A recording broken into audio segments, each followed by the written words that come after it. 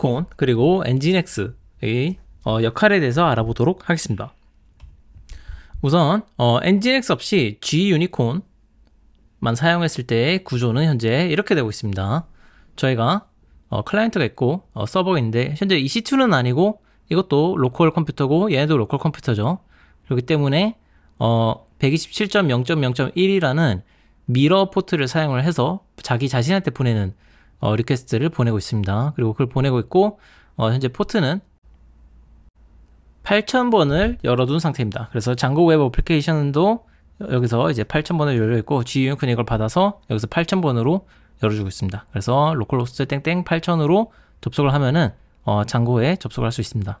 그리고 갖고 있는 스태틱 미디어 파일들을 저희가 설정을 해주어서 장고 웹 어플리케이션이 요청을 하면은 얘네들을 갖다가 처리를 해서 웹 어플리케이션이 얘네들을 갖다가 다시 G 유니콘을 통해서 저한테 보내주고 있습니다.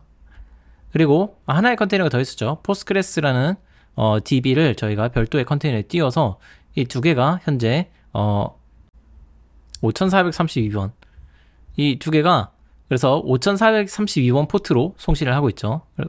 그리고 이 컨테이너에 있는 데이터들은 이 별도의 네임드 볼륨에 저장이 되고 있습니다. 도커에서 관리하는 볼륨의 포스트그레스의 DB들이 저장이 되어 있어서 이 컨테이너를 지웠다가 다시 띄운다 하더라도 볼륨은 남아있기 때문에 데이터가 남아있는 것까지 저희가 확인을 했습니다.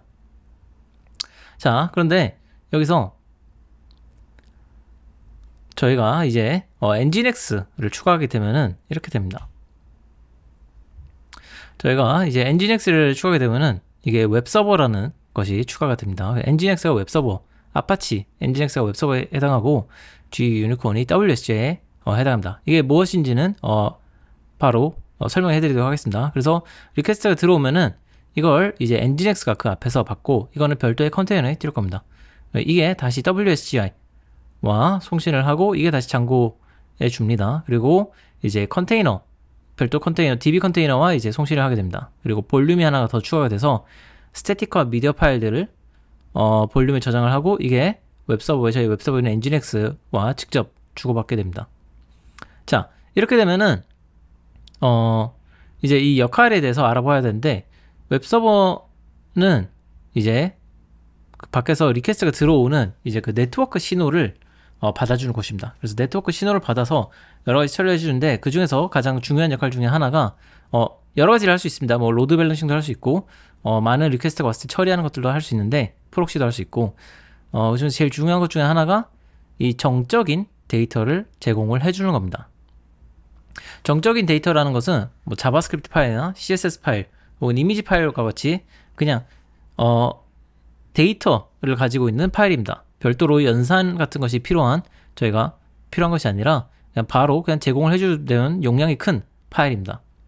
네, 이것을 웹서버가 대신 해주는 것이 이 장고라는 웹 어플리케이션 돌린 것보다 훨씬 효율적입니다. 장고는 그거보다 더 이제 복잡한 기능들을 해야 되기 때문에 이런 스태틱 미디어를 장고가 직접 제공해주는 그 이전 모델은 굉장히 비효율적인 모델입니다. 그리고 나서 이제 웹서버는 이제 중요한 동적인 요청들만 WSGI를 통해서 장고에 요청을 보내게 됩니다. 이 WSGI라는 것은 이런 그 웹 신호로 들어온 신호를 파이썬 언어로 바꿔주는 웹서버 게이트웨이 인터페이스입니다. 그래서 들어온 HTTP 네트워크 신호는 사실은 아무런 뭐 파이썬이랑 관련이 없습니다. 네, 관련이 없는 신호인데 이것을 받아서 파이썬으로 바꿔주는 게 WSGI입니다. 자, 그렇다면은 현재 아직 엔진엑스가 없는 이 상태에서도 저희가 아직 그 신호를 보낼 수가 있죠. 리퀘스트를 보내면은 분명히 장고를 저희가 접속을 할 수가 있습니다. 이거는 어떻게 되어 있냐면은 웹서버 게이트웨이 인터페이스라는 것은 장고 입장에서는 웹서버 게이트웨이 인터페이스가 웹서버처럼 보이고 웹서버 입장에서는 웹서버 게이트웨이 인터페이스가 마치 어플리케이션, 웹 어플리케이션처럼 보입니다. 그래서 정말 그 인터페이스 역할을 하기 때문에 앞에 실은 웹서버가 없다 하더라도 직접 송신은 주고받을 수가 있습니다. 그 네트워크 통신과 WSGI는. 그런데 다만 이제 웹서버와 같은 기능을 갖고 있지는 않습니다. 그래서 다양한 로드 밸런싱이나 아까 말씀드린 이런 이제 그 정적 파일을 별도로 제공한다든지 하는 기능을 수행하지 못하기 때문에 G 유니콘은 그냥 이렇게 웹서버 뒤에서 장고와 연결을 해주는 그 네트워크 신호와 파이썬을 연동을 해주는 거라고 보시면 됩니다. 저희가 여태까지 파이썬 manage.py 런 서버를 했던 것도 장고가 자체적으로 갖고 있던 WSGI 서버를 돌리는 거였는데요. 파이썬 manage.py 런 서버를 저희가 프로덕션에서 쓰지 않는 이유는 그것은 정말 순전히 개발 용도로 만든 거기 때문에 장고 팀에서도 공식 문서에서 이것을 프로덕션에서 사용할 것을 권장하지 않고 그런 아무런 그 보안적인 이슈나 성능적인 이슈에 대해서는 신경을 써놓지 않은 상태입니다. 그렇기 때문에 뭐 디버깅은 유리하고 또 매번 그 신호가 올 때마다 뭐 파이썬에 있는 버그 체킹이라던가 그런 것은 하게끔 되어 있지만은 성능을 위해서 실제로 많은 트래픽이 발생하는 상황에서는 적합하지 않은 상태입니다.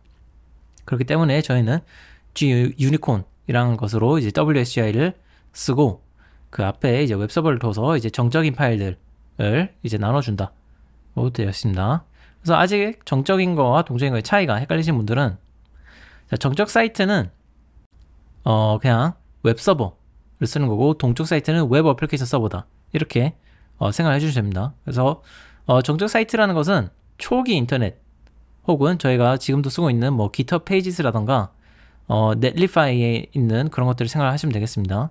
HTML, 자바스크립트, CSS로 이루어져서 그 서버에서 그 해당 파일들을 제공을 해주면은 거기에서 그걸로 모든 걸 다 해결하는 그런 이제 파일들만 있는 것이 정적인 사이트입니다. 그래서 초기 인터넷에서는 이런 형태의 인터넷만 존재했지만은 그 뒤에 이제 그냥 단순히 이제 그 파일들을 제공하는 게 아니라 그 파일들을 제공하는 컴퓨터에서 연산도 직접 일어나서 거기에서 무언가 뭐 DB를 조작한다든지 아니면은 새로운 뭐 어플리케이션이 돌아가가지고 기능을 해서 그 결과를 다시 돌려주는 것을 동적 사이트라고 합니다.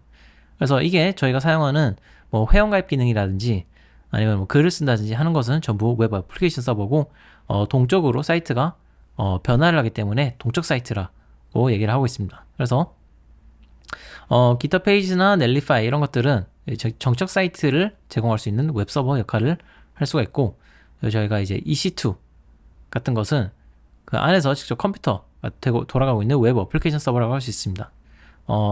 S3 같은 이제 아마존 S3와 같은 그냥 스토리지 서비스도 웹 서버로 사용을 할 수가 있죠. 그래서 그냥 그런 것들은 별도의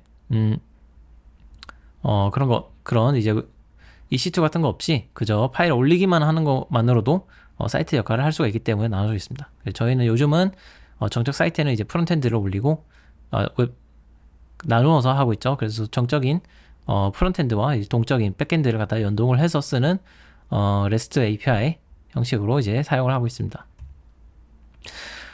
저희가 나중에 최종적으로 이런 형태를 목적으로 가고자 합니다. 그래서 현재는 저희가 EC2 안에서 이 DB 컨테이너도 있고 이 스태틱 미디어 볼륨도 있고 다 존재를 하고 있습니다. 그렇지만 아시다시피 EC2는 특히 프리티어는 용량이 굉장히 한정되어 있고 이거는 이제 웹 어플리케이션 서버이기 때문에 굉장히 비쌉니다. 그런데 그에 비해 S3라든가 그런 정적인 데이터를 위한 서비스는 훨씬 저렴합니다. 그래서 그런 식으로 나눠서 써야 되고 웹 어플리케이션 서버에 이런 리소스는 굉장히 소중하게 다뤄서 써야 됩니다. 그렇기 때문에 이 DB를 떼어내게 됩니다. DB와 스태틱 미디어를. 그래서 스태틱 미디어는 AWS S3에서 제공을 해주는 이런 그냥 스토리지 서비스에 떼어내서 여기에 보관을 하고 엔진엑스에서 요청이 오면은 바로 S3에서 이걸 받아와서 주게 됩니다. 이렇게 되면은 EC2의 그 자원을 많이 아껴서 쓸 수가 있겠죠. 또한 이 DB에 해당하는 부분도 저희가 DB를 위한 AWS 서비스는 AWS RDS를 사용을 해서 띄우고 그것과 장고를 연동을 해주도록 하겠습니다. 그래서 약간 개념들이 계속 알쏭달쏭 하실 수 있는데 계속 그 복습을 하시고 또 추가로 궁금하신 걸 더 찾아보시면서 공부를 하면은 이 지식을 본인 걸로 만드실 수 있을 겁니다.